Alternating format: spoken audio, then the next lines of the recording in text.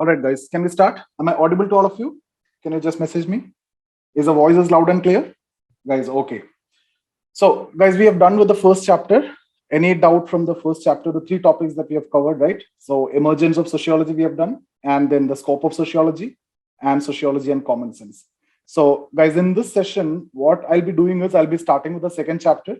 So, you will see the first topic, that is sociology as science. Okay. And then when we proceed further in the second chapter, we'll discuss about positivism, and then we'll discuss about non-positivism, and then we'll discuss about major theoretical strands in sociology, and then objectivity and value neutrality.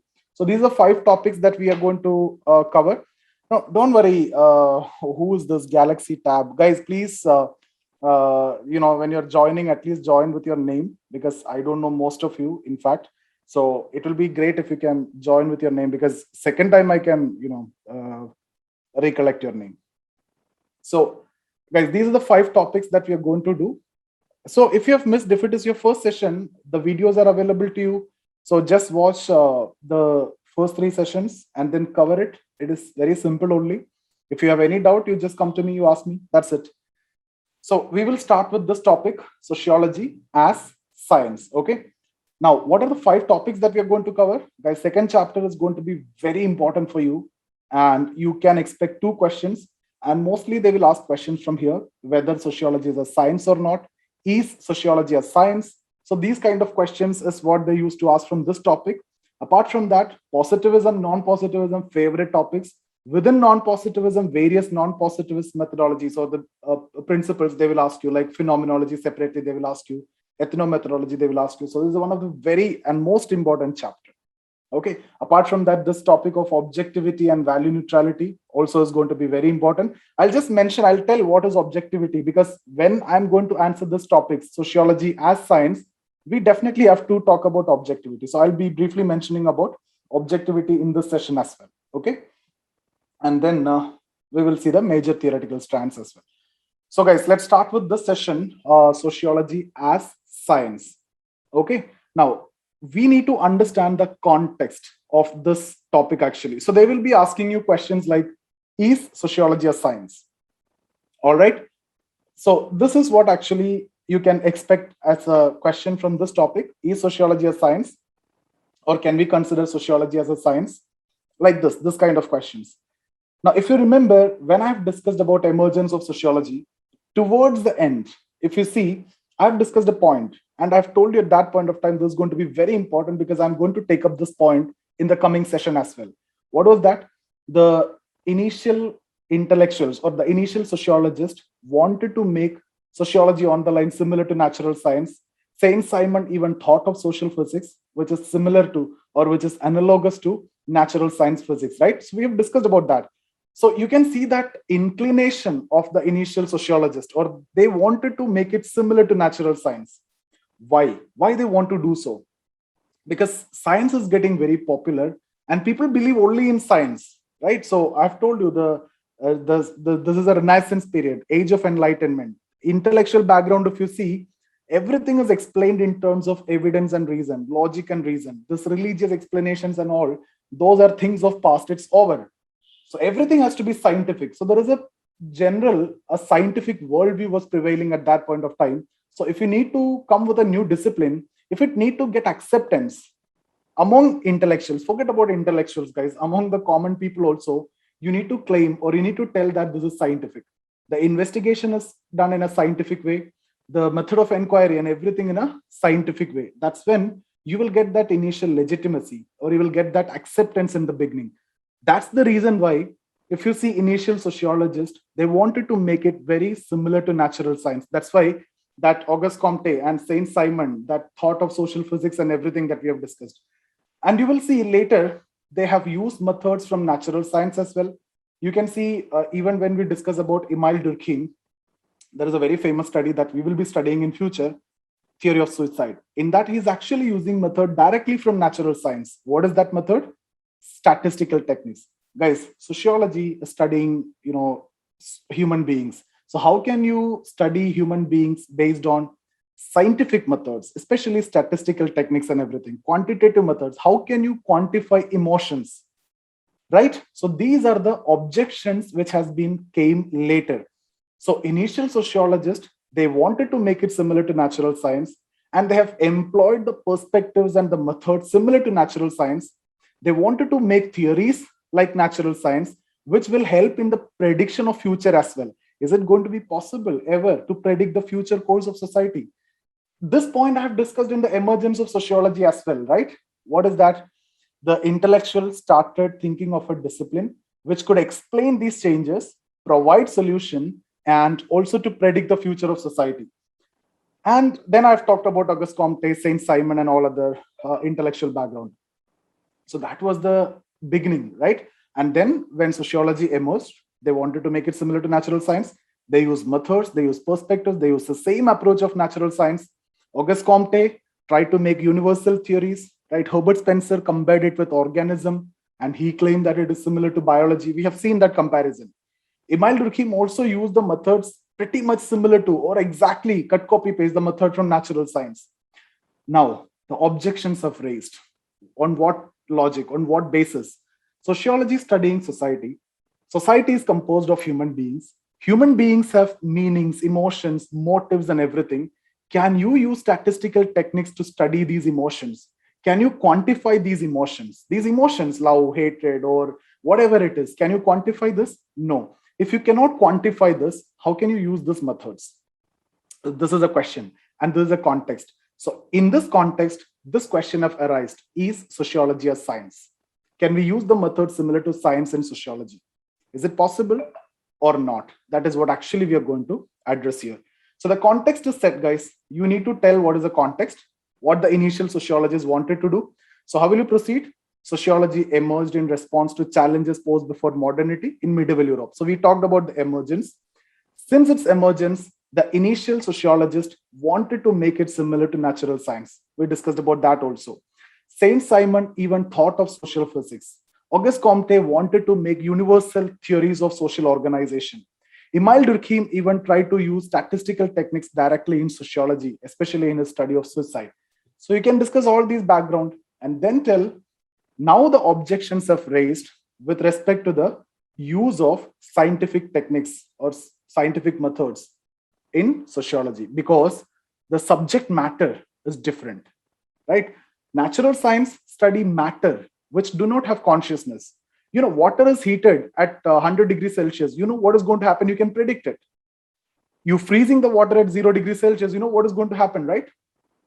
But that is not the case with human beings. So will there be a possibility to make universal law? Will there be a possibility to make quantitative methods, something which can be quantified? Can you quantify the emotions of individual? These are the objections. And there's a context that you need to explain in just one paragraph. 40 words is what you can use minimum to explain this much. So I hope you guys understood the context. Now, if you understood the context, things are going to be very simple. There is nothing difficult in this. So once you understood the context, now what we need to tell is, we need to explain what do you mean by science. So what I'll do is I'll tell you what is science. I'll also give you some conditions of science. And then we will also discuss, can we consider sociology as science on the basis of that conditions? That means the arguments in favor for sociology being science. And then I will also discuss the arguments against for sociology being science. And then we will make a conclusion. And that conclusion is going to be beautiful. We'll take a very good stand. That I'll tell towards the end. Okay. So let me tell you what is science. Guys, in the beginning, like 19th century beginning and all, the conception of science is like this: any body of knowledge which conforms to the ideals of empiricism and inductivism. Empiricism means you study the external reality, something which can be quantified. Okay. And inductivism means it's a method of theory building, which I've explained before in the first or second session. What is that? You start without any assumptions and collect data, make interpretation. Based on that, you make generalization or theory building, which will be testable, which will be replicable, which can be used to predict the future of society. That's the inductive method. Deductive approach is different.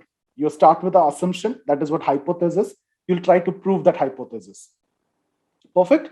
So any body of knowledge which conforms to the ideals of inductivism and empiricism is considered to be science.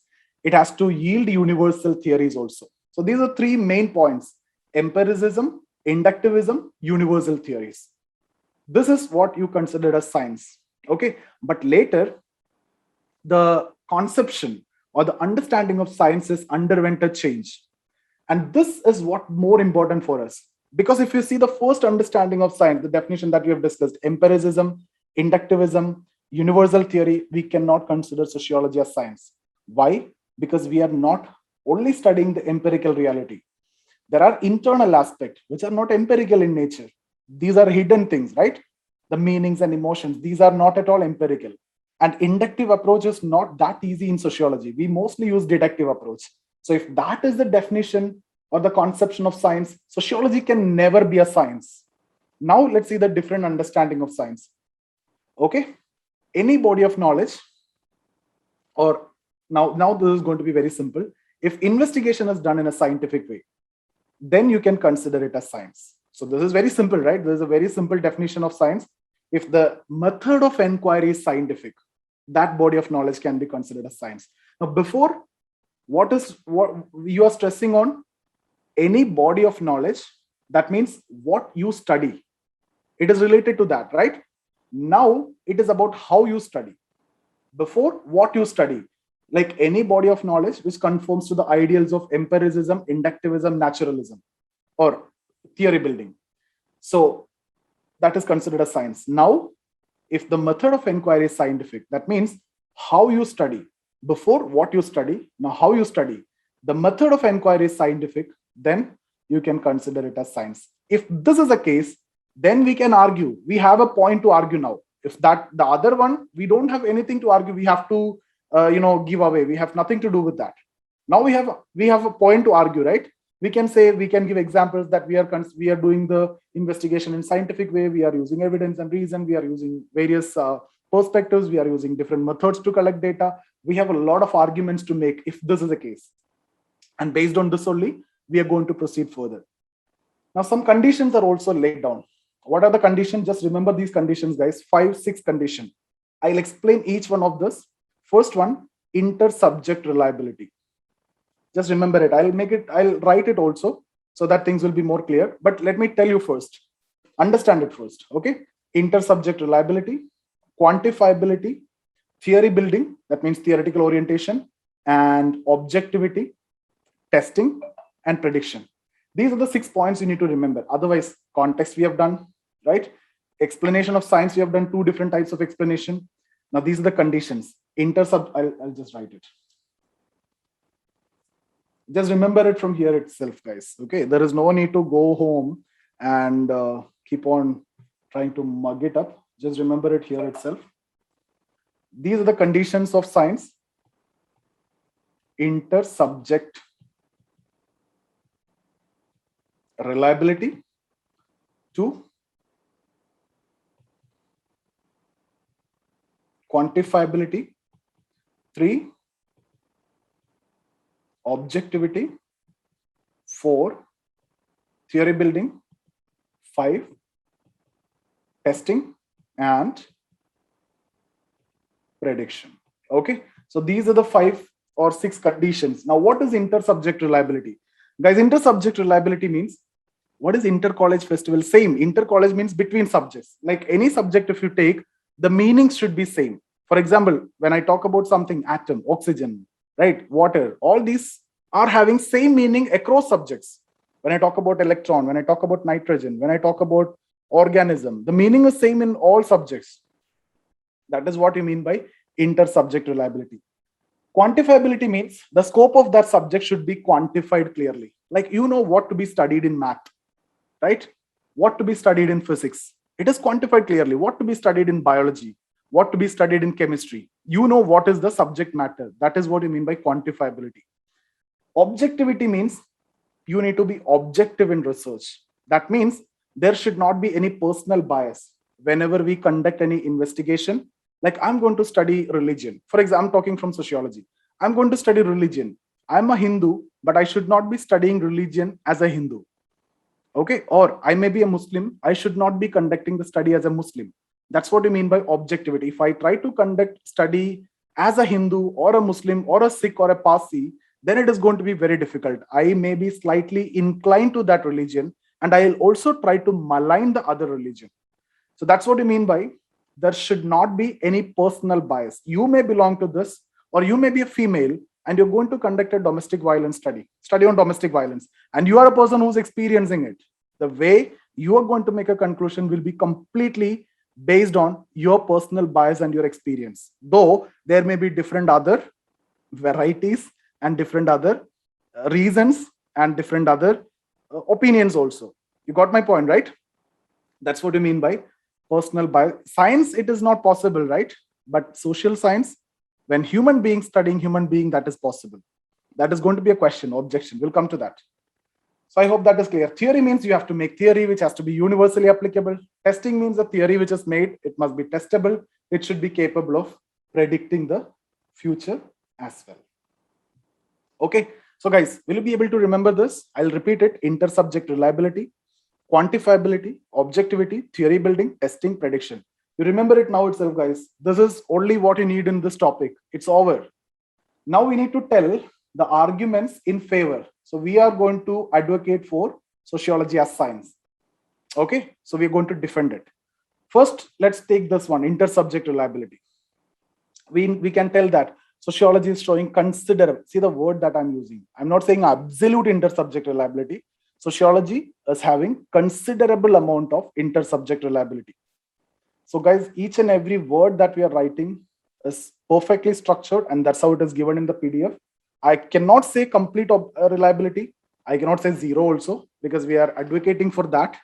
So considerable amount of intersubject reliability. For example, the concepts like family, it is having same meaning across subjects. Religion, same meaning. Group, these are having same meanings across subjects. Correct? So there is a considerable amount of this. Quantifiability, the scope of sociology is defined clearly. Correct? Auguste Comte defined the scope. Emile Durkheim defined the scope as social fact. Weber defined the scope of sociology as social action. But different people have defined it differently. That's a problem. There is a vagueness that we can discuss when I discuss the arguments against. Okay, so you can now say different thinkers have defined the scope in a clear way. Okay, objectivity, you can say although complete objectivity is not possible in sociology. Why? Human being studying human being. So listen the words that I'm using, guys. Although absolute objectivity is not possible in sociology,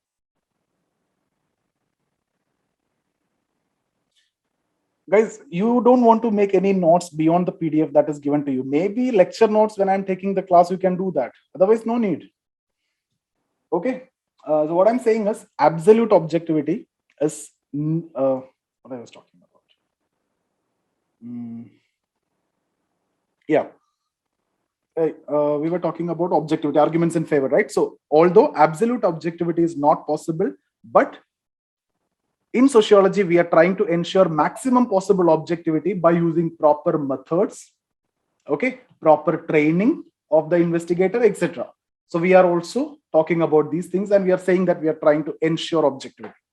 Now, with respect to this, you can write a lot of examples, a lot of theories are there in sociology. Marx theory of mode of production, historical materialism, class struggle, alienation, Durkheim theory of suicide, Durkheim theory of religion, Durkheim theory of division of labor, social facts, Weber theory of Protestant ethic and spirit of capitalism, Parsons theory of social action, Mead theory of self, and Merton's theory of deviance. Guys, that you will not face any problem. Testing, entire society is a testing ground for sociologists, you can write. Okay, so we have done with all these arguments in favor. So we have advocated very well. Now the other side. We don't want to talk too much against sociology being science, because obviously we want to say it is close to science. Okay, so objectivity we can actually question, because there is no absolute objectivity in sociology, which is actually desirable in science, which is not possible in sociology. Theory, you can again criticize. The theories which are made in sociology is not universally applicable. Testing, it is very difficult to test in sociology, because if you see science, you can do testing in the lab, right? Chemistry or physics or whatever it is, you can do that in lab. But that's not the case. How to test marriage, right? And functions and dysfunctions of religion. Can you create a riot to test the dysfunctions of religion? No, right? Similarly, marriage, can you keep on marrying to test the functioning of marriage? No, right? So theory, testing, prediction, these all can be questioned again. Then Now we need a conclusion. So guys, what is going to be our conclusion? The conclusion is based on the second understanding of science that I've discussed. If the method of inquiry is scientific, it can be science. So here we are going to say sociology is a science. Why? Because the method of inquiry is scientific. Now listen very carefully. This is the language that you need to use. Sociology is a science, but not similar to natural science. Okay, so natural science like physics, chemistry, biology, those are different than sociology. But sociology is a science because method of inquiry is scientific. Now you can quote Weber. According to Weber, this is something which you should be mentioning in your answer. According to Weber, the difference is in the subject matter. What is the difference? In natural science and social science, subject matter is different. In sociology, we study human beings who have consciousness. Okay. On the other hand, natural science, you study matter, which do not have consciousness. When they don't have consciousness, it is very easy to predict.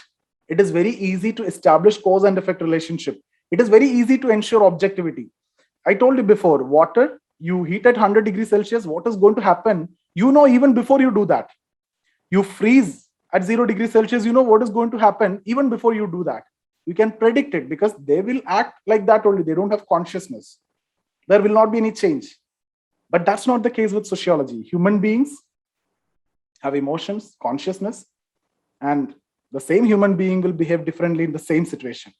Okay, so it is impossible to establish the cause and effect relation objectively. But we will try to ensure maximum possible objectivity. So what is your conclusion, guys? Sociology is a science, but not similar to natural science. It's a science in itself because the method of inquiry is scientific and it is a social science. According to Weber, you can quote that and tell that the difference is in the subject matter. Sociology study human beings who have consciousness. Therefore, the behavior cannot be established easily in terms of cause and effect relationship objectively. Whereas natural science study matter which do not have consciousness. Therefore, you can establish the cause and effect objectively. That's the difference. You can also quote one more thinker, Karl Popper. According to him, science is not a body of knowledge. It's a method of inquiry. This is what I've discussed in the beginning, right? First understanding of science is based on body of knowledge, what you study. Empiricism, naturalism, or inductivism, etc. Later, I've told you how to study. If the method of inquiry is scientific, then it is science. Karl Popper also says the same. So I hope you understood this, guys. I'll repeat if you want, or let's go to the PDF and we can discuss from the PDF. Any doubts, guys? Any doubts if you have? You can just unmute and talk if you want. You can unmute yourself and talk, guys, in case if you have any doubt.